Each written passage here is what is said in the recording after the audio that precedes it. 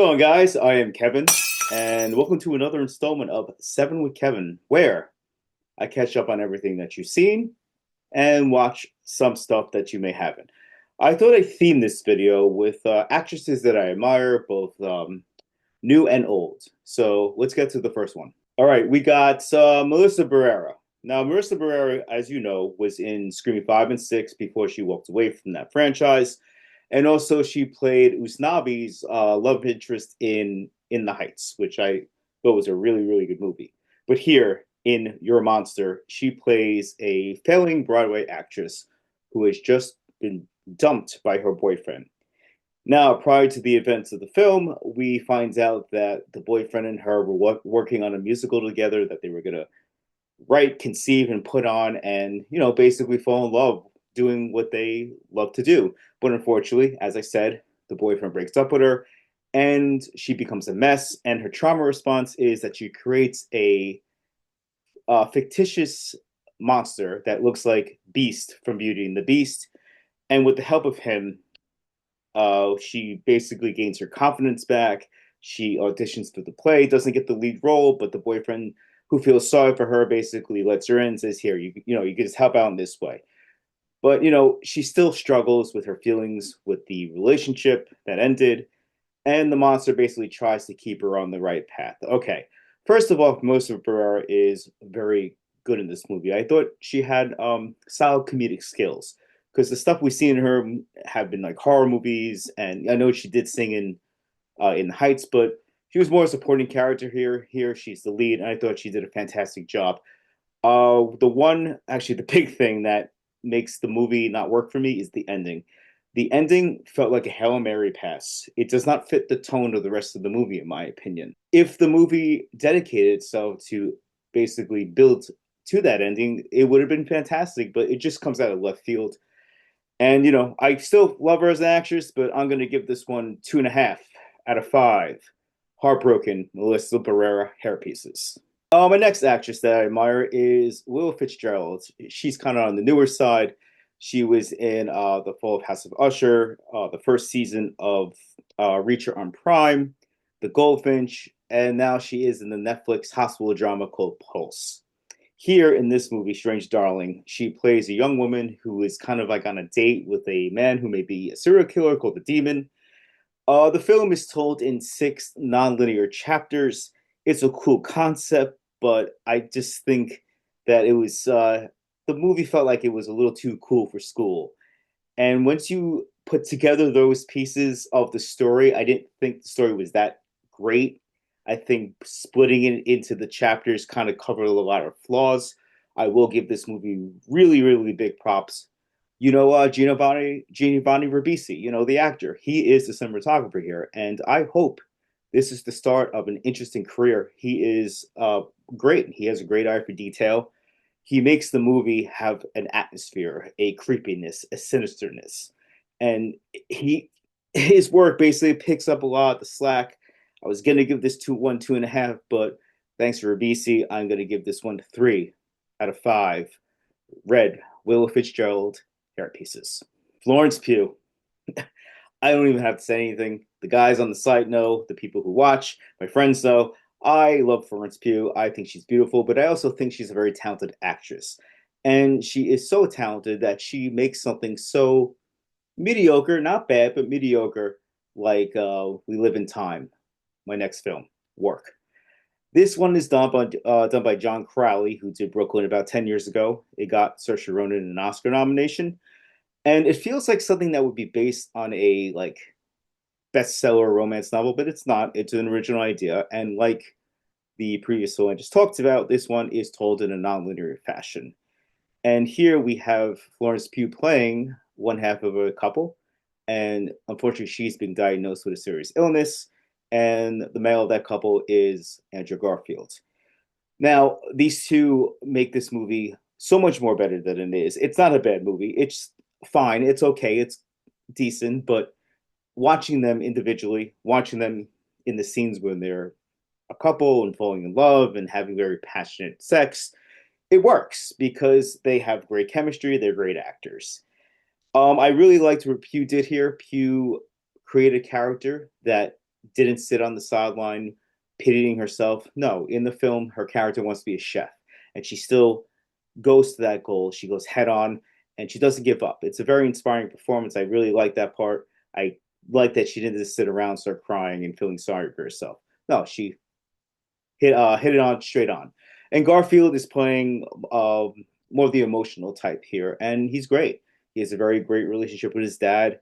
He loves Florence Pugh and character, and I really, again, the performances make this one work, and that is why I'm going to give this one 3.5 out of 5 flowy hair pieces. It's been 10 years. It has been 10 years since Daisy Ridley came onto the scene as Rey in Star Wars. And since that franchise ended with a really crappy Rise of the Skywalker final chapter, she's just been lingering around trying out different stuff. And in Magpie, a movie that she conceived on her own, she gave it to her husband, who was a screenwriter, and boom, they have created a decent little thriller, 90 minutes tops. It's about infidelity, and I'm being vague about the plot because the less you know going into this thing, the more satisfying it's going to be. Like I was, the showed in New York City. I think it came out in August, and it just grabbed my attention because I'm a big fan of Daisy Ridley. I'm not going to lie to you. The first 30 minutes of this thing, it's a slog. It's I was like, oh my god, like something happened. But once the wheels start turning on the plot, and then it goes towards the ending, it gets interesting. And I liked Ridley here. She played a little more of an icy character, and I'm going to give this one 3 out of 5 conflicted Daisy Ridley hairpieces. And my next film was also a Ridley picture, and she is playing more of a lighthearted character. She's playing someone who existed, and that person is Trudy Ederle, and the movie is called The Young Woman and the Sea. For those of you who don't know, Trudy Ederle swam across the English Channel, 21 miles long across, painful jellyfish, abandoned mines from World War II or World War One, and everything's against her. The attitudes of women are portrayed here very well. That women were basically just told to be wives and mothers, and that's it. And anyone who stepped outside the box like Trudy did was looked down upon. This thing, production value is great. It reminded me a lot of like a Disney movie from the '90s where you would be presented a story or characters who are inspirational in the way they're resilient. And there's a lot of good morals here. There's a lot of good energy here. Stephen Graham's here. Stephen Graham's always a great time. And Ridley, I like Ridley, as I said, because she's very physical. She's a very physical actress. She's athletic. So when she's doing all this stuff, it's convincing. It doesn't feel like an actress who learned how to do this. And it adds to the performance. And she also has a very brightness, a sunshine about her that works very well in this Disney movie. Really had a great time with this one. I'm going to highly recommend this one and give it 4 out of 5 wet Daisy Ridley hairpieces. Finally, for my last 2 videos, I'm going to be talking about an actress who's been in the game since she was a child. She got nominated for Best Supporting Actress Oscar when she was like 10 or 11 for Atonement. I'm talking about Saoirse Ronan. I think Saoirse Ronan is one of the great talents of her time, specifically her age group. Every time I see her, she is good or great. I've never seen a bad Saoirse Ronan performance. I've seen bad Saoirse Ronan movies, but she is so good that she can make it tolerable. But I'm here to talk about one of the 2 movies that she was in last year. By this time last year, people were saying, oh, Saoirse Ronan's going to be nominated for an Academy Award for this movie and the next one I'm going to talk about. Oh, she's going to win for this movie. Oh, like there was a lot of talk. So I was interested in watching this movie, which is a pretty small independent one, and it's called The Outrun. As I said, she's playing an alcoholic here. And yes, she does all the outlandish, crazy acting that an alcoholic would do, but there's also a lot of somber nature, genuineness to this performance. It's quiet. And I know this year, Mikey Madison and Demi Moore, 2 actresses who were the frontrunners for the Best Actress trophy, their performances are very loud. This one is opposite. There are some times they said, as I mentioned, that she does get loud, but most of all, it's about her searching for herself in her 90-day period to basically recover. Also, we have Papa Essedu, and Papa Essedu is going to be Professor Snape. And his role in this movie is just the boyfriends and his negative reactions to her behavior. He did well. He kept up with Ronan, who's a great actress. I am curious to see what he brings to Snape. The cinematography here is also very good. She isolates herself outside in Ireland, which looks beautiful. Again, I forgot the movie I talked about in the beginning of some with Kevin whole series, but yeah, Ireland's a beautiful place to film, and this one, the vastness, the open spaces, just adds to the character and her psyche and how she is alone and she has to do this alone. Again, very good performance by Ronan, and I'm going to give this one 4 out of 5. Resilient Saoirse Ronan hairpieces. Okay, the final one, and one of my favorite movies of the year. Yes, this is going to be a 5-star review, a 5 hairpiece review. So it's Blitz, as I said, and this movie was marketed on Saoirse Ronan being the lead actress, and Steve McQueen, who wrote and directed this film, but also won an Oscar for his work in 12 Years a Slave. They're great. They do great work. Obviously, I'm giving this one 5, but the one performance you have to look out for in this film is young Elliot Heffernan. Elliot Heffernan plays George, Ronan's younger son, who's a mixed race. So the plot here is all the children are pulled out of the villages and the cities.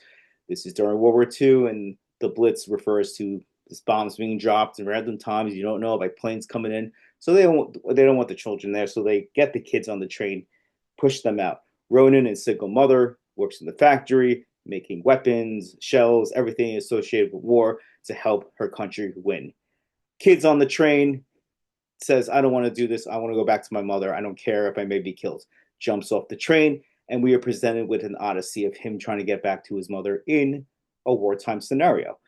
Steve McQueen directs some of the finest action sequences, war sequences I've seen.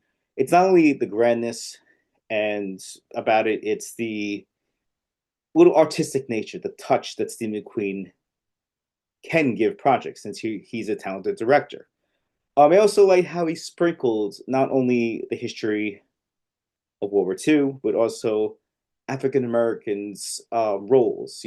They're soldiers. They help out anything. It was an interesting take I really liked, and yeah. So Ronan does a really good job here. She's more of a supporting role here, but I liked her. She sings a song. She has a beautiful voice, absolutely beautiful voice. The score, which was done by Hans Zimmer, is fantastic too. An overall great picture. Wasn't expecting this one to be as good as it is, but as I said in the beginning of this review, I am going to give this one 5 out of 5. Saoirse Ronan strong mother hair pieces. And that wraps it up, guys. So let me know what you think. Did you disagree with me?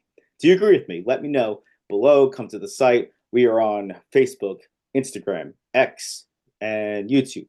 We are everywhere. Come see us talk about the latest in video games, TV, and music. Once again, guys, I love doing this with you. I love talking about everything movies. And I'm Kevin Muller. And cheers.